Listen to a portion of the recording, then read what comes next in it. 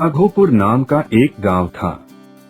उसी गांव का एक दुकानदार अपने सामान में खराब और मिलावटी चीजें मिलाकर बेचकर अपने ग्राहकों को ठगता था। वह मिठाइयों का दुकान चलाया करता था, लेकिन मिठाई में सस्ता घी मिलाकर बेचता था। तब एक दिन राजा को उसके बारे में पता चला, तो राजा ने उस दुकानदार को बुलाया। कुछ सिपाही दुकान पर पहुँचे और दुकानदार को राजा के पास ले गए। फिर राजा ने कहा, तुम्हें तुम्हारे गलत काम के लिए सजा मिलेगी। दुकानदार समझ गया था कि उसकी गलती पकड़ी गई है। राजा ने कहा, तुम्हें मैं 3 बातें कहता हूँ, तुम खुद ही फैसला करो कि तुम कौन सी सजा भुगतना पसंद करोगे। दुकानदार सोचने में पड़ गया। तब राजा ने 3 बातें कही, तुम्हें 5,000 रुपए का जुर्माना देना होगा, या 300 कोरे खाने होंगे, या फिर 2 किलो मिलावटी वाला मिठाई खाना होगा जो तुम बेचते हो। दुकानदार बहुत लालची था। उसने सोचा 5,000 रुपए तो बहुत होते हैं, 300 कोड़े भी नहीं खा सकता, मुश्किल होगा।